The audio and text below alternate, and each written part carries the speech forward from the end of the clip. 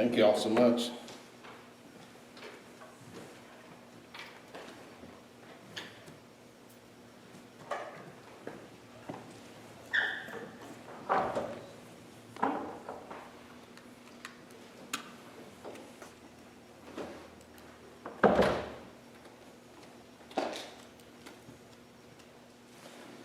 Okay, we're going to be in Daniel chapter 7. We're going to camp out a little bit in Daniel chapter 7. We're going to be about verse 23 to 25. Right around there is where we're going to be. And we'll probably do some more next week. We're going to be in here. There's a lot of things to cover, a lot of things to go into. It's one of those chapters you can't just kind of run through it. Try to go through it, give an overview, then come back and spend a little more detail and time with that and understanding what's going on. We saw how Daniel was laid out, set up what we call chiastically or chiastically, however you want to say it. Potato, tomato, whatever. Pecan, however you want to say it. But it's like an X. And you have certain chapters that are all kind of the same theme that go along with another chapter, but they're not there. And how it's kind of weird, the first 7 chapters are arranged like an X, and that you have the top part of one X and the bottom part of that X are going to be kind of the same, and then in the middle they're going to be the same theme, and then 2 right together in dead center in the middle of that X are going to be the same theme. May not be the same. It's exactly the same, but it's going to have the same thing, real similar. And we have Nebuchadnezzar's dream about that great, wonderful statue, he thought was great. And then now we see the other part of that chiasm, okay, it's a Hebrew term, and that's how they wrote then, so it's something we can kind of learn. That chiasm is where we are now, and Daniel sees this vision, but he sees it differently. Nebuchadnezzar saw it as something super and great and wonderful because he's the head of gold. He's the king of kings in the world that day. He is. He's the man. And he loves it. It looks great to him. But it's funny how we see things in a fleshly way here on earth, and there's a completely different way that God sees it. And they see Daniel looking back and seeing it. He don't see it the same way that Nebuchadnezzar saw that dream. He sees it from a biblical, from a divine perspective, from godly perspective. And he sees those nations that Nebuchadnezzar thought was wonderful and great. God sees them as good, disgusting, grotesque, horrifying-looking beasts. The leopard and the bear and all that. That's the way Daniel sees them from that. Because God is seeing that. And Daniel is saying, these are all the countries that are going to invade and are going to trample and stomp down on Israel. His country is going to be overtaken and overrun by these 4 kingdoms that are coming. And which he lived through one of them up until the Medo-Persians came in and he was there. So that also helps us understand why, as we're going along, it's not chronological. We have Daniel in his 80s in the lion's den, and then the next chapter we have him back in his 60s, and he's not with Medo-Persia, he's back with Babylon. That's a way to help us understand that book a little bit easier and put that in perspective.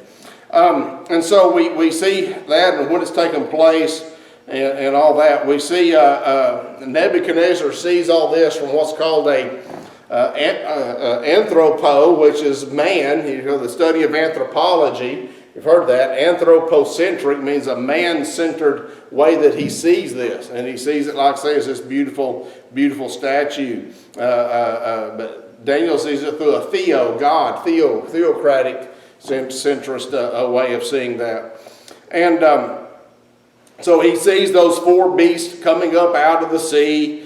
And we went through that. The first beast we said represented Babylon. It's the empire when Daniel saw these things. The second one was a Medo-Persian empire. That was the bear. And then immediately after that was the leopard, which is going to be Greece.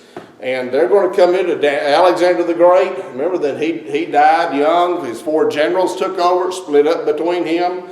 And Then there's the fourth beast. He describes it as absolutely terrifying beast. It was just worse than all the others, and it was Rome that came in. But Daniel continues to look and continues to see into that vision, into that dream, and he sees something, though Rome is the worst and is bad, that is way worse than Rome. And it's more than just that area. This beast encompasses the entire world, not just the area at the time in the Middle East, what we call now. But he sees that. And he sees more. He sees these 10 horns. And there's a little horn that comes up and subdues the earth. He saw this 10-nation confederacy or region or whatever. It encompasses the entire earth, and then he sees it instantaneously overthrown by Christ himself.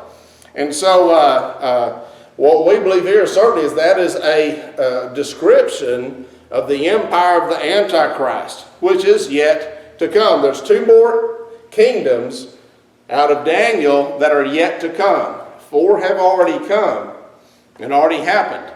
We saw where Rome took care of Israel in AD 70, wiped out Jerusalem, and just as Jesus said in Matthew 24, there's not going to be one stone left upon the other when his disciples go, hey, look at this wonderful building. And we know that historically, that they burned it, got so hot the gold melted and run in the cracks of the stones. They took big bars and they pushed and they broke every single foundation stone down to where, like Jesus said, not one stone is left on the other, and not one stone is left on the other. You can go over and see that. You can still see those same stones on the ground, but that allowed them to dig that gold and all the stuff out of those seams that ran down into those building blocks. It's completely leveled, and that's what Rome did during that time. There's a lot of things that happened there too. That's when Antiochus Epiphanes or Antiochus Epiphanes went into the temple, declared himself to be God. He desecrated the temple and all that. So there's a lot that happened there. But we see that this future kingdom of Antichrist is future for us. We don't see that yet, but it's on the horizon. And then immediately after that is the kingdom of Jesus Christ, that he will be here, and we'll see that coming also. But this is the direction of the world. The world's headed in the direction of a one-world government. It's kind of tempted to become kind of afraid or despondent about that. People sometimes don't like to hear the way the world is going. They don't like it, but the Bible's very clear that this final empire of the Antichrist is going to be here, and it's going to happen. It's written. It's going to happen, but it's only going to be for a limited amount of time. Just like Nebuchadnezzar, okay? He was Christian friendly, okay? He was Christian friendly. He was friendly toward the Jews, and he was friendly towards God a little bit, and he kind of slowly came that way, but he wasn't really a Christian until God laid him low out there, letting his hair grow and his fingernails grow, and he was eating grass like an ox, and he lost his mind for 7 years.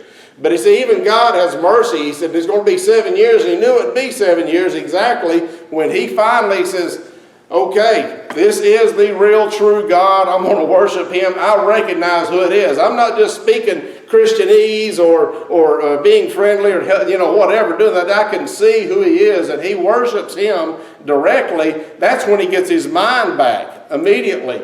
It's temporary. And we see that the Antichrist think he's going to really do something. And he's been working all this time. Satan has been working all the time to be able to build this government and to get there and try to get what he's wanting to do, this one world government and one world religion. He's going to do that. He thinks that he can actually be able to take this and go with it, but the Bible tells us it's only going to happen for a short time. It's a 7-year time. We'll go more into time in Daniel 9. We'll cover this very extensively. But it's a 7-year time period called the time of Jacob's trouble. okay? It's not 7 years of the church's trouble. It's not 7 years of Christians being persecuted. It's 7 years of persecution that's coming to the world. It's time of Jacob's trouble. And that time is further defined for a time of about 3.5 years. So we see that the first 3.5 years are going to be bad, but it's more for the Gentiles. It's more for the whole world, the things that's going to happen. One of the very first judgments that happen as soon as the rapture occurs is 1 quarter, along right after when the first seal is broken, 1/4 of the population of the world is gone. It's wiped out by death and pestilence and sword and war and disease and pandemics and everything else. Within that short time, that's a lot of folks, y'all. That's a lot of people. COVID is bad. It sure is not good, but it's pretty much survivable, except for those that have issues. There's been very little, but we're talking about 1/4 of the population of the entire planet gone. And that is to go against the Gentiles. In the last 3.5 years, it's focused all on Israel.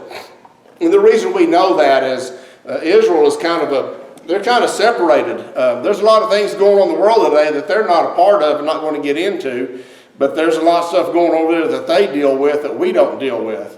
And they will be shielded from the first 3.5 years with much stuff happening to them. The Antichrist will protect them, and he's going to be their best friend. They're going to think that he is truly their Messiah, that he's the one. And we know that in the midway through, at the midpoint of that 3.5 years, he's going to do what Antiochus Epiphanes did in AD 70. He's going to go right into that temple. He's going to set up an image to be worshipped, saying, "I am God," and he desecrates the temple, and the Jews figure it out. No, he's not it. And they flee immediately, and then he does basically start another Holocaust. The Bible says that 1/3 of them will survive. 2/3 will be gone. And it's going to be literally hell on earth at that point. Everybody's going to be involved in it, but involved in that. So we see that he has that, but he has a short time. And he knows he only has a little time, a short time, to be able to do that and to do what he's got to do.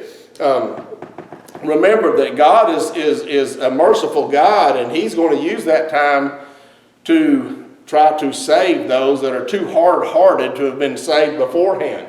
Okay? Those of us that understand and choose to get saved now and to live our life for Christ now, it's good for us, but there's those that won't. They're going to keep riding the fence and keep going on, and they're going to keep doing whatever they got to do. They're not going to take this stuff seriously. They're not going to roll out kind of like Christian friendly. I'll come to church and I'll go to places, but I'm not going to take it too serious. I don't want to get fanatical about it. I'll just, whatever how they are. Those folks, when they realize that things have happened, and once things start happening on the earth, then the gospel is starting to be preached by the Jewish evangelists. He's going to use Israel to save the earth, and he will. They're talking about then every tribe, tongue, and nation that you can't even count will be saved out of that tribulation. Though many, many, many millions will be martyred during that time. But it's a time to save those last Gentiles and to save Israel and to utilize them as that light on the hill that he told Israel that they should be to reach the whole world that they did not do. Now they will. And that's what the whole point of that is. But the reality of the situation is that people that have never trusted Christ, the only thing that's in front of them is this failing system of the Antichrist. That's the only thing that they have to look forward to. That's all that they have. They have whatever this world can provide and whatever they can work up, and this next kingdom that will be coming, that's all that they have. I look at sometimes the rewards and how people get so many good things and just nothing's wrong, and they just seem to go, everything seems to work out for them, and how come they get it and we get so much heartache? Well, it's because that's all that they have. They will not have what we have. We're looking forward to what's coming next. We're looking forward to our redemption. We're looking forward to the rewards that God's going to give each and one of us and our crowns. We don't live for this world. This world is going to be gone.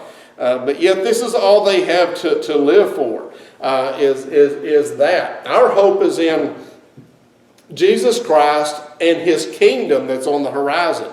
That's what we're hoping for. Okay? There's going to be some time that we're going to be taken out of here because he cannot do anything with us here. Okay? Just like the angels came to Sodom and Gomorrah and destroyed them. He told Lot, we cannot do anything as long as you're here, because he didn't want to leave right away. You know, Lot is the perfect picture of a carnal Christian. Okay, a carnal believer. Who's a believer? The Bible says he was a righteous man, but he's carnal as you could all get out. I mean, this guy was still lived in the world. He still had a toe into that world that he kind of enjoyed or whatever. But the angel said, we can't do anything. Not while you're here. And that's been a picture all the way through the Bible. Get the believers out, and then he can bring judgment. And that's what he will do. But we're looking forward to that kingdom that's on the horizon. We're looking forward to Jesus. That's the kingdom that we're supposed to be praying for, right? In the Lord's Prayer, thy kingdom come, that's what we're praying for. And we should pray for that in our prayers. Are you praying for it? Are you praying for Christ's kingdom to arrive? Now a lot of people believe that we're in the kingdom now, I'm like, okay, I guess this is as good as it gets. You have your best friend die from something, and you get cancer, and you have all this horrible things going on, the evil and the corruption in our world today, and how bad it is. This is the kingdom. Boy, this is not that great. When is it going to get good? When is it going to get like what the Bible says? Because that's what I want. I don't want this earthly kingdom. Christ's kingdom is his physical reign here on earth. And that's what we should be praying for. It should be part of our praying life, that we look forward to that. Are you so invested in the world and everything in the world that we take our eyes off the greatest kingdom that's yet on the horizon? How much of it is in the world? How much do you really tied to the world? And I understand we should be able to work and save and have things. We want to take care of ourselves. We want to take care of our kids and meet our needs. And the Bible tells us we should be prepared. We got to take care of our family. He said, one who doesn't take care of their family is worse than an infidel. So the Bible says, but we understand that. But this is not where we need to pile up treasures and everything else. I think about that. I think about Jesus didn't have a home. He didn't have a house he worked out of. He had Mary's house and Joseph's when he grew up, and he had a home. But then when he started his ministry, he had nothing, and he had no place to lay his head. Why wasn't it important for him to get a 401k and to get a savings account? Doesn't he know he need a good retirement and all that?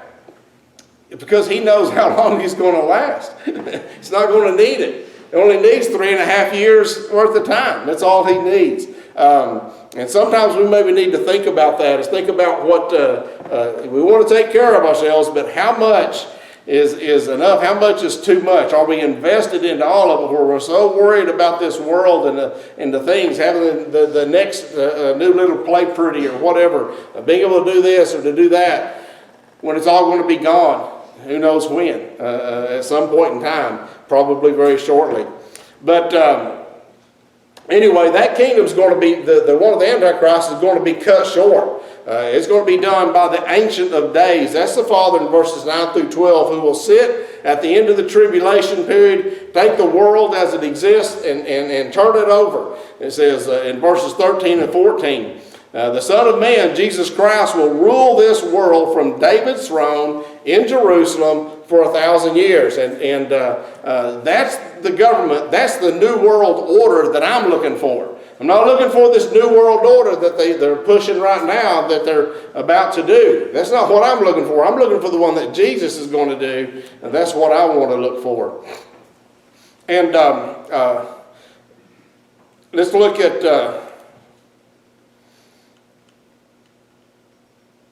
Daniel in chapter 7, verse 23, it says, he sees the fourth beast shall be the fourth kingdom on the earth, which shall be diverse from all kingdoms, and shall devour the whole earth, shall tread it down and break it in pieces. The 10 horns out of this kingdom are 10 kings that shall arise, and another shall rise after them. He shall be diverse from the first, and he shall subdue 3 kings. There's 3 kings that fight back, that don't go his way, or 3 regions, or 3 countries, or nations, or however it is. There's going to be 3 that aren't going to do that. He's going to subdue those. The other 7 will acquiesce and go. I'm going to tell you that when he arrives, most people are going to follow him. I mean, this is unbelievable. This is a Mr. Fix-It. This is the man with a plan. We have so much corruption, so much evil, so things that are wrong in the world. Every government's not doing it right, and this guy has the answers to it all. And most people will follow him and think this is awesome. This is what the world has needed forever. Is somebody like him. You know, he's got all the answers. And the reason they say that is he shall speak, verse 25, great words against the Most High, and he shall wear out the saints of the Most High, and think to change times and laws, and they shall be given into his hand a time and times and the dividing of time. So we see that he's got a mouth on him. You know, when we go to vote, how many folks do you know really, they don't know nothing about what the candidate stands for? A lot of our young people that way is because the one that speaks the best, right? The one that looks the best and speaks the best. That just, oh, you just got all the answers. Just like what he says. It's just, you know, it just says things so good. I just like that, you know. They appeal to them because of their oratory. You know, they're able, the ability to speak and all that. And a lot of times that's what we choose candidates on, the one that sounds the best. And we're guilty of it too. Those that may not be the best, I've seen a lot, y'all have too, a lot of elections sometimes they elect in a sheriff or something, and the guy's horrible. He's terrible. But he gets along with the community, and everybody loves him. Oh, he's so great. He's doing such a great job. But in reality, he's doing a terrible job. They just don't know it, but he's able to get out that line of bull to everybody, you know. Same way with the mayor or something. Oh, I love him. He's just fantastic. He's the greatest thing that ever happened to our city, and actually it's terrible, all the things he's going, doesn't know what they're doing, don't know nothing, but he's able to sway the masses. And we've seen that, haven't we? You know, we don't take long you figure out, well, this guy's a good talker, but he don't know what's going on, whatever. And this guy is going to be able to just sway the masses, the boastful words and all that he has. And it's said a lot of it, and even John in Revelation talks about his mouth, a lot about his mouth. There's a whole lot about the Antichrist and his mouth and the words and the boastful words and the blasphemies and the things that he speaks and the way he's able to talk and able to do.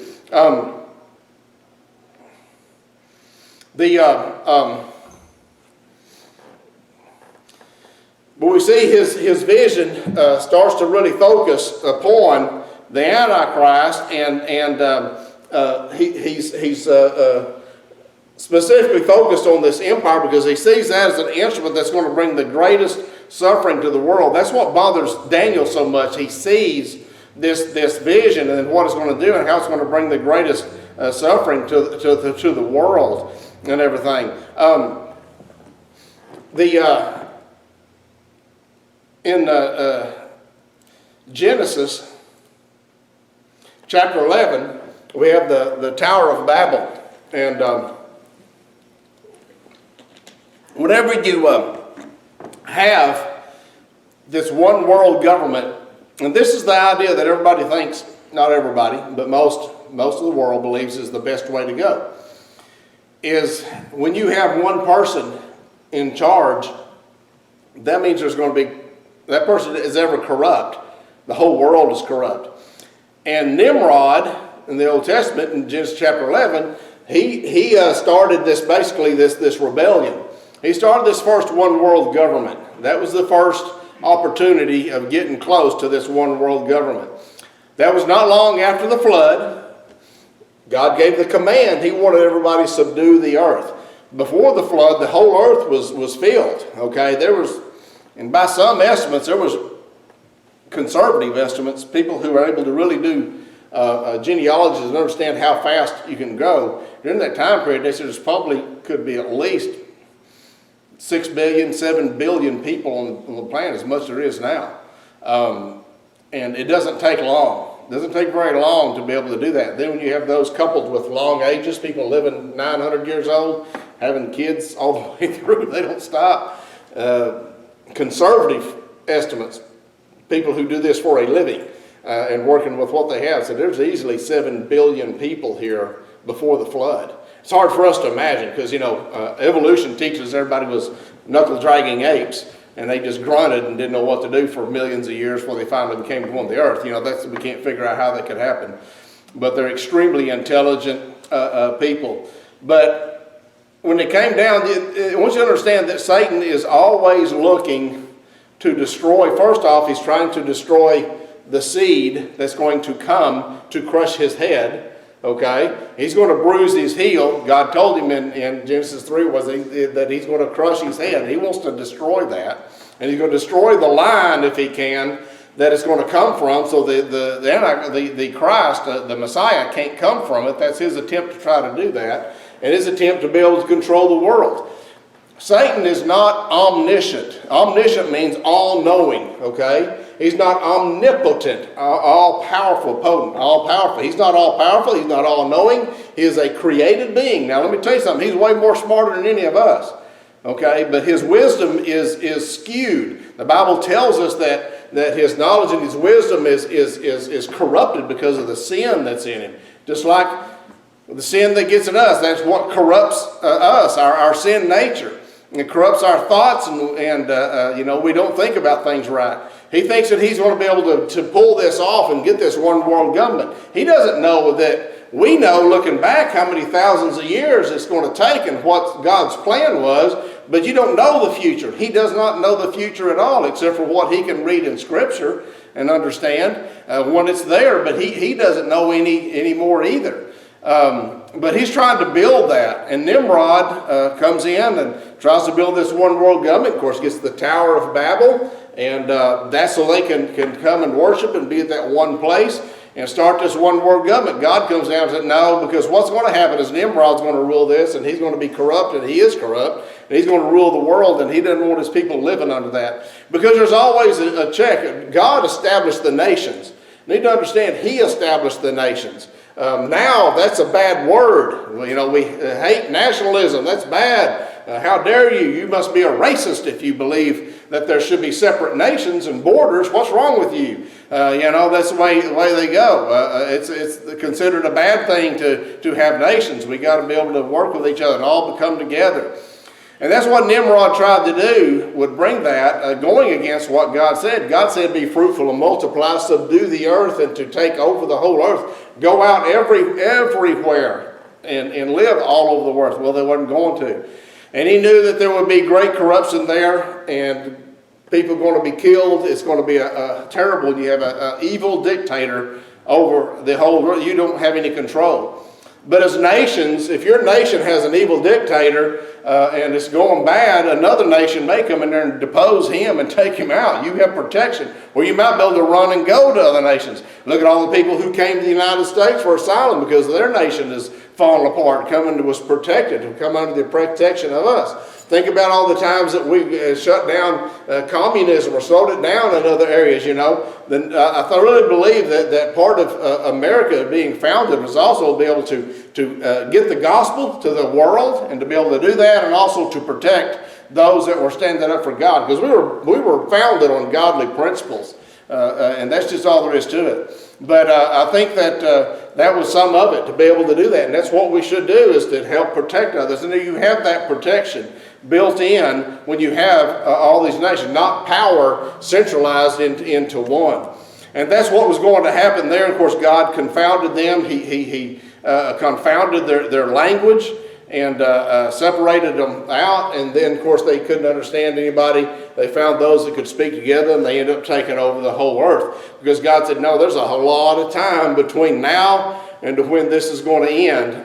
It's not going to be that early. He's not going to allow it. Satan has always kept people in the wings all the way through. This is something that he has pushed all the way through to be able to do that. Adolf Hitler wanted to take over the world. I think that these rulers, these people like this, they always tell you exactly what they believe and what they're going to do if you'll pay attention. They're open about it. They're not hiding it. You can read Mein Kampf. It tells you the whole plan of what Adolf Hitler was going to do and how it was.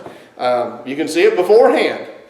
They tell you exactly what's going to happen and how it's going to happen, but most of us, we don't listen. We don't pay attention to that. I'm preaching past my notes again. But in verse 23, we've got that clearest prediction in the Bible that really gives the humanity's trajectory of where it's really headed and where it's going into this one world government. You look at the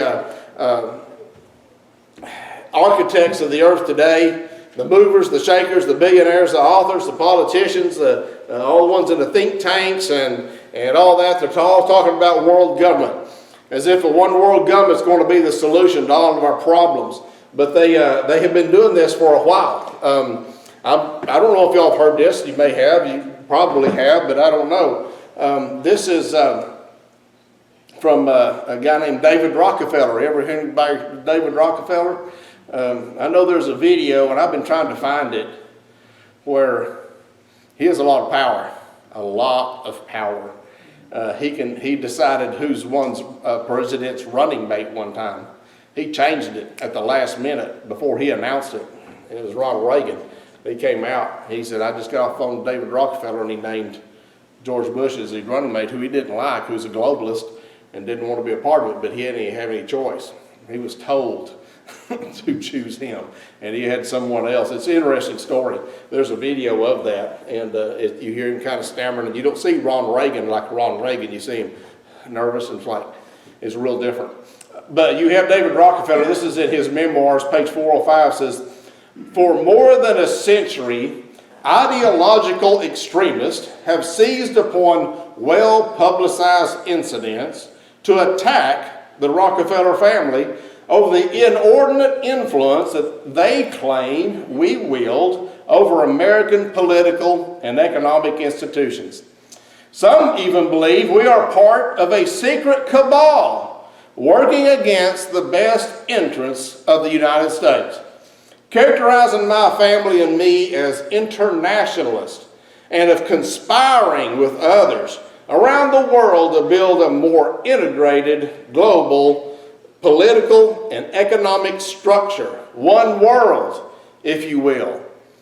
If that's the charge, I stand guilty and I am proud of it. And he's not backing down from that. And you go, well, wait a minute, that's some of that conspiracy stuff. Just like the internet conspiracy thing. It's not a conspiracy when they tell you straight up, yes, that's the way it is. It's not a conspiracy when you go to their web page of these world organizations and they tell you exactly what they're going to do. That's not a conspiracy. It's be able to see it right there.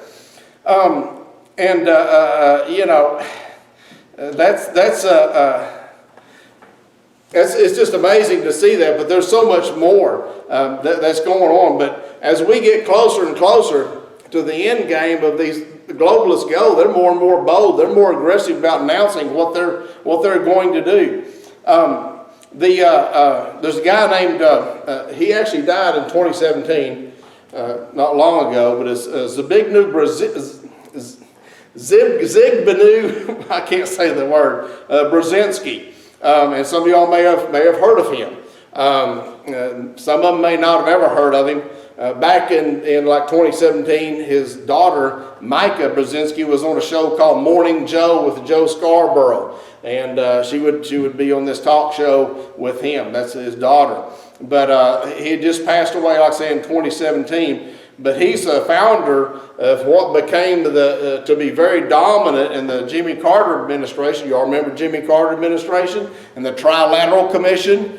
He was the founder of that, helped bring up the Trilateral Commission. He's probably got more influence over American foreign policy than probably anybody can think of. He's been called the spirit or the ghost, if you will, behind 5 presidents. And you can go back into his writings, and here's from his book. It's called Between Two Ages, written in 1970, where this whole blueprint is laid out for anybody who'll take the time to read it for the trajectory into this world government. And this is America's, says Between Two Ages, America's role in the technotronic era, New York Viking Press, 1970. Brzezinski does make a number of statements about the decline of the nation state. The nation state is gradually yielding its sovereignty on page 56. The fiction of sovereignty on page 274. And developing limitations on national sovereignty on page 296. That's what he's looking to do, is to reduce that sovereignty and to get rid of that. In his Human Manifesto 2 in 1973, on page 21, so we deplore the division of humankind on nationalistic grounds. Okay, you get what I'm saying? He deplores the division of humankind on nationalistic grounds. They don't need a nation state. This is what they're against. We've reached a turning point in human history where the best option is to transcend the limits of national sovereignty and move toward the building of a world community, a system of world law and world order based upon transnational federal government. Transnational means one world government. There's no nations. It's a one world federal government over all that. This is cited in that same book, page 252 and 253. Said another threat, less overt but no less basic, confronts liberal democracy.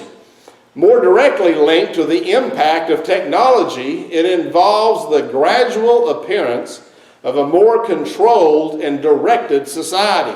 Let me tell you something. There's a lot of people that have control over stuff that you cannot imagine. It's been controlled for a long time.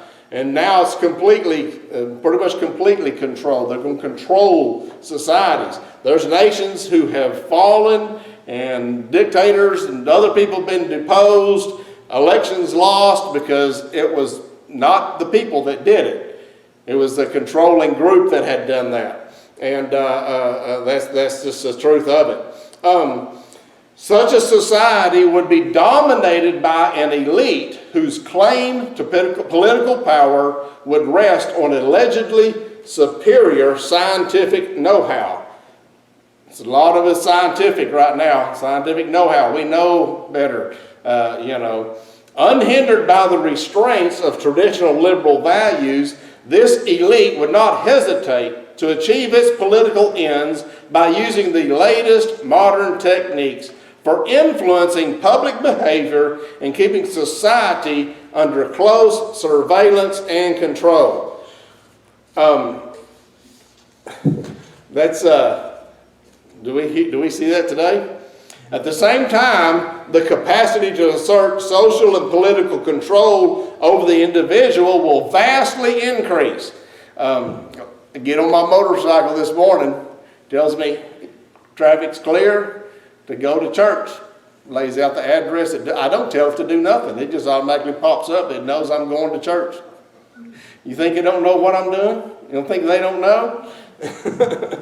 As I have already noted, it will be possible to assert almost continuous surveillance over every citizen and to maintain up-to-date complete files containing even most personal information about the health or personal behavior of the citizen in addition to more customary data. These files will be subject to instantaneous retrieval by the authorities. It's impossible to do in 1970. How are you going to instantaneously do anything? You got to wait till something is open and go dig up an actual file, right? Paper file. You got to dig through stuff, and somebody don't keep the files forever or whatever. You can't do that. You can do this today. This is not written in 2020. This is written in 1970, before we even thought there might be an internet. And they already know what they're going to do. They don't know how it's going to happen, but they already know how that's going to do, and what's going to happen. So this is the guy that's very dominant and over, like I say, the Trilateral Commission and all that. That's the end game. This is what the godless of the world want. Now I can tell you that in China right now, they have absolutely control over every single aspect of every single citizen in that country. Every one of them. They may be the poorest farmer living way out in the forest somewhere, and all they got is mules or donkeys or animals to pull a cart with. They may not have anything else, but I can tell you what they will have is they will have a cell phone. How do they get that? Of course, we're so stupid we think, well, how can they afford that? They didn't afford it. It was given to them. You know, they give them to one of them. They don't have to worry about affording it. They just gave them a tracker. And they know every single thing about them. They have a social credit score. And that's what they're talking about doing here pretty soon as they can, and other places. Other places already kind of started it. We have to some extent. That means that everything you do is tracked, everything you watch, everything you do. And if you're not friendly toward the government, okay, if you say something that they don't agree with, they just cut you off of Twitter completely. You ever known anybody like that? Cut off social media? Big orange-haired guy used to be in the White House. That quick, you're out. But people don't like him. Go, it's good, ha ha. Just think, they can do it to the President of the United States. Think they can't do it to you? Think they can't cut you out of every single thing in the world? They can, and it's getting worse and worse. But they can do that. They have absolute control over everything. That's the way that China does. You get this credit score, you're able to do more things the more you go along with the government, the more you go along with the narrative. You can do more. You can actually, instead of buying a cheap car, you can actually buy a little bit nicer car. It has nothing to do with you paying your bills, okay? That's not what we're talking about, not that kind of credit score. It's your social credit score. If you are against the government, you don't like something, you don't like a law that's been passed, well, you get a lower score. They have minders watching everybody all the time, just like in North Korea. They watch everything, and you know how they make sure that everybody rats you out and tells what you're doing? Because they threaten their family. You want to disappear? You don't want to disappear, you want to still live, then tell us what's going on. And as soon as you don't tell them what's going on, your family's gone. You just disappeared off the face of the earth, have no idea where you went. That stuff happens all the time. It happens in a lot of these countries, but that's normal. That has been happening for a long time. The police there, they got special helmets because of COVID. They can look at you and they can read your body temperature. They can get almost everything. There's their facial recognition. And just by that little visor, it's real cool when you see it. It's like, it's really neat, but you think, oh, this is not good. But they can immediately tell who you are. They don't have to come up and ask you for ID. They already know who you are. That's Jane Smith. Lives at 123 Main Street. All that is database. You can go anywhere and you're going to be videoed, right? We know how it is. In Europe, it's even worse. They say that within a certain time period, you've been, got 900 cameras on you within just a short while. I mean, it's just all on. And it's occurring here. What happens is you have the bank here has their cameras, and they load it up to a cloud. Nobody can store that much video. My poor computer, I had to delete a bunch of videos and try to keep it down because I'm overrunning it. For these videos, but they can't store that, so they store it to a cloud. Well, that's a company that just takes that videos and puts it on their own server. They got this big room full of servers, and they put it on there. Well, then here's another company that says, I want to do that too. And they hold their videos. But what they don't tell you, and this is what's been discovered, is that even all the local videos, that all just my stuff on my convenience store, it only goes to this cloud with this company.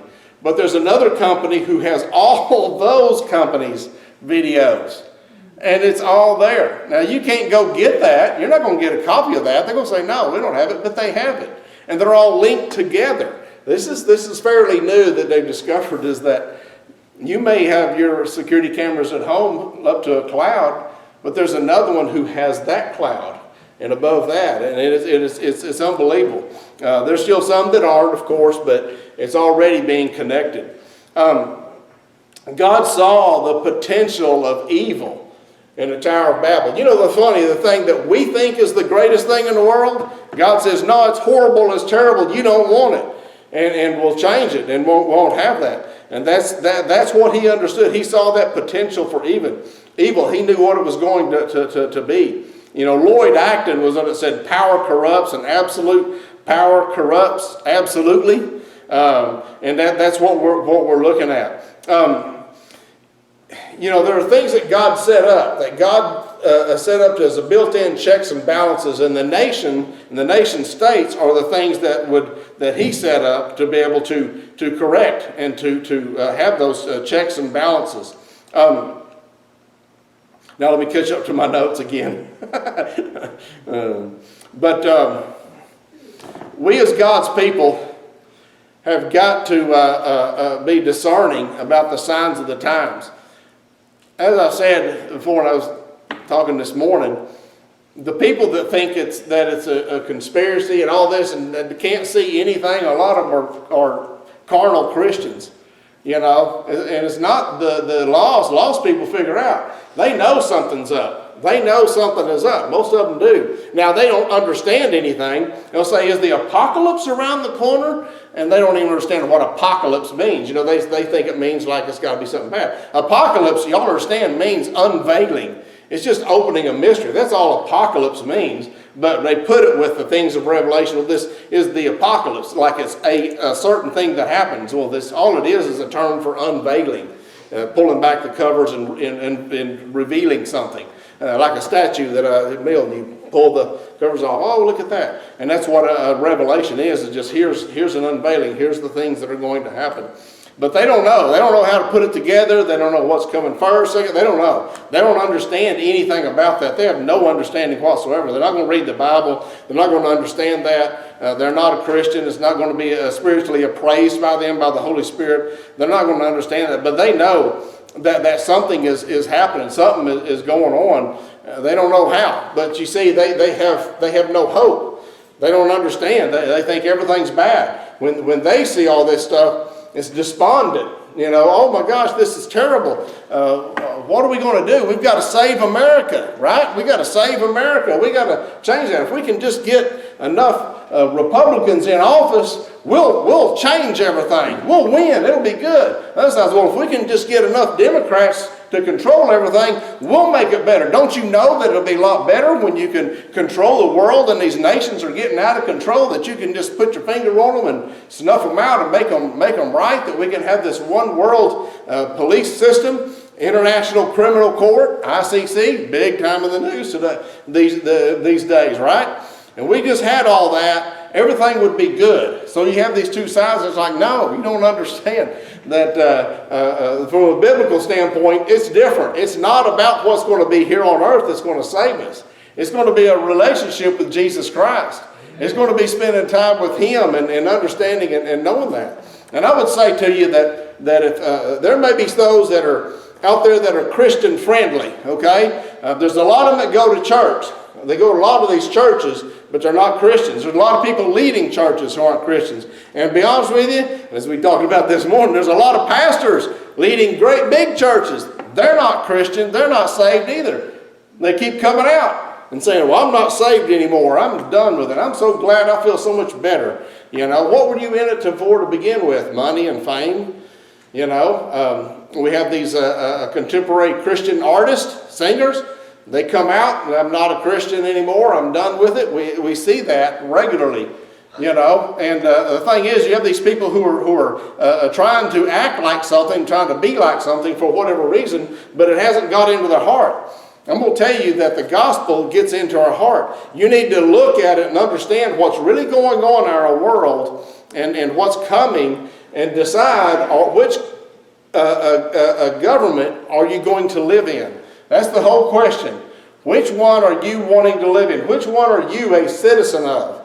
Are you a citizen of the world government and all this, or are you a citizen of God's kingdom? Which one would you be a part of? Are you in the church? Are you the bride of Christ? Or are you against it? And you need to make that decision. Look at yourself. The Bible tells us we should examine ourselves and examine whether we are of the faith. And we should. And those of you, maybe not here, but maybe on the internet, should look at that. Am I saved? Have I really given my heart to Christ? Do I really believe? Because I can tell you that if you got this intellectual level of spirituality, it's not going to last. You need to have knowledge, but you need to have Him in your heart. You need to have the Holy Spirit living inside of you. And you need to understand what's coming up. And this is true hope. This is what makes us joyful. This is hope for the Christians. This isn't bad news for us. This is the good news. And because we know and secure in what God has promised us. So I would say that you need to quit sitting on the fence. You need to quit doing whatever, being Christian friendly. You need to go ahead and get right with God and be saved. Okay? Ask Him, God, to save you, and just believe that Jesus can save you, that He will forgive you of your sins. And you'll become a new creature. The things that you used to like to do, you may not like to do them after that, because God's going to change you on the inside. And the Holy Spirit comes in and lives inside of you, and you are a different person after that. Give your life to Christ. Believe on Him. And that's all there is, all that needs to be done. Join a local church. Get with a good local Bible-believing church. Join the church and be involved. And understand that that's so important. There's so much little time left. There's so much things going on in the world. You need to have a biblical perspective of what's happening in the world, so we don't get off into stuff that's going to be scary or whatever. This stuff doesn't bother me at all. It excites me. I'm just thinking all the time, man, I used to think that the rapture might happen way in the future. I'm thinking, man, it may happen before I get to church this morning. You know, it could happen any minute. This is down to the wire. We may still have a lot of years. I don't know. I'm just saying that. But it's like, wow, this will wake you up. You can see so much more. Think about yourself and your family. Who's lost in your family that hasn't been saved? Think about them and where they need to be. God is not going to miss anyone, but He chooses to use us to be able to spread the gospel, to reach others. And this is the whole reason, this is the whole thing that gives us motivation to spread the gospel. We don't want anybody to spend any time during this tribulation at all. We want them to go up with us. We want to build citizens for God's kingdom. We're not building God's kingdom, okay? That's Jesus' job. He's going to build His kingdom. The next kingdom that's coming, that's being built, is the Antichrist kingdom. Okay, get that straight. The Antichrist kingdom's coming next. We're building citizens for God's kingdom that He's going to come. We're building the church. We're building people. We talk about building the kingdom of God. That's what we're referring to. We're not talking about the one that's coming. We're talking about the one that's going to come afterwards. That's what we should do, and to focus on them. So I would implore you to, like I say, to be saved, be baptized, give your life to Jesus, get involved in a local church and study and be what God wants you to be. Let's pray. Father, we just thank you so much for your word. Father, that we can read and to study and the positive nature of your word. Father, even those things that you talk about are not so good and can be scary to some. But Father, us as Christians, it's our hope. It's our blessed hope that we are anxiously waiting the glorious appearing of our great God and Savior. And Father, as Titus 2:13 says, that's our blessed hope that we are looking forward to. Such a different perspective from a godly perspective than one of the world, where we're focused on all the evil and the bad and we can't figure out what's good or bad. We can see that as a Christian, we can see the other side, the other end, and know and have hope. We thank you so much for that. I pray, Father, that if there's not anyone that hasn't given their life to you, that they would do so. Father, they would either contact me through our website, or I mean not our website, but our Facebook page, or some other way, and contact us, Father, and we'll just get their life right with you and not put it off any longer. Father, I just lift up to you those that have not done that. Continue to convict them, and Father, we just pray that they can be a part of your kingdom. Lord, I just thank you for all that you've done for us, all that you're going to do. We thank you for your word, that we can study it and get such love and such confidence. And Father, we just thank you so much for all that it provides. We just pray that you be with us with our time today. It's in Jesus' name we pray. Amen.